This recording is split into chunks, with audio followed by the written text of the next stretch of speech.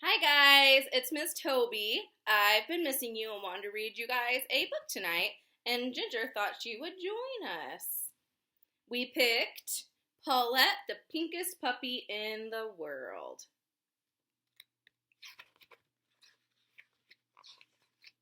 This is the tale of a puppy whose name was Paulette. She was much like her brothers and sisters, with a difference you'd never forget. She had blue eyes like her sister Bessie, and big ears like her brother Dale, and just like her cousin Jessie, the cutest curly tail. But one quite remarkable feature meant Paulette was never in sync. A truly unusual creature. I wonder what's unusual about Paulette. Paulette was totally pink. Not gold, not brown, not black, not white, not green, not red, not blue, not purple, not yellow, with dots and stripes. Paulette was too pink to be true.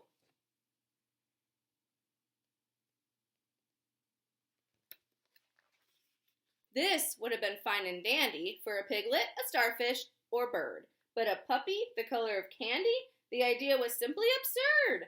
Wherever she went, puppies would point and say, "Well, look at that. Paulette looks silly. I mean, really?" So she tried to hide under a hat.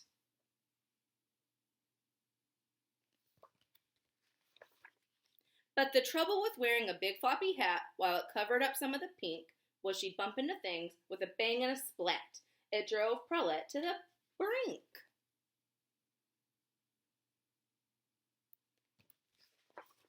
And then one day she had a fall. It was truly the final straw. Her face covered up, she saw nothing at all, and tripped on a trike to the floor.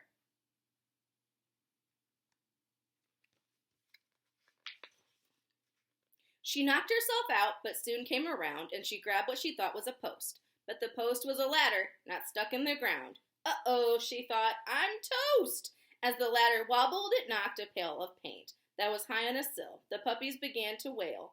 Look out, it's going to spill!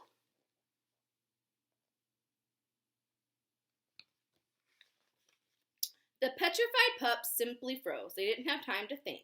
Covered in gunk from their heads to their toes, their coats were sticky and pink.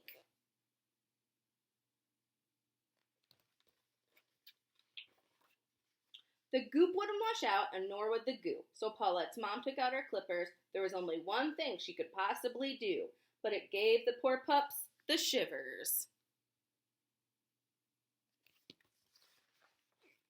Paulette's mom clipped each one. It felt like such a shame. But the puppies saw, when the job was done, underneath they were all the same. You're not so different, after all, said Mom to Paulette with a wink. And when they look back, I think they'll recall it was nice to be a bit pink.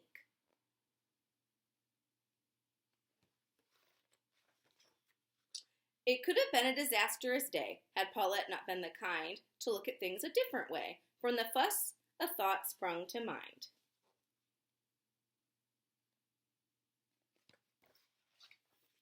She opened a salon, pink cuts and more, giving pedicures, perms, and dyes. She was the bark of the park. Now everyone saw Paulette through a fresh pair of eyes.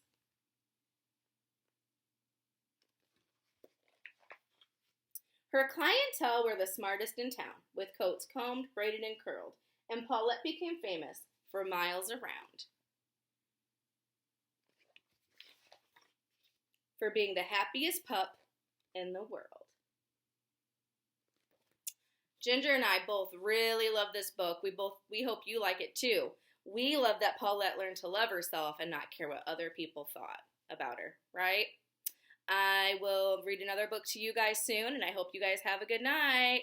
Bye.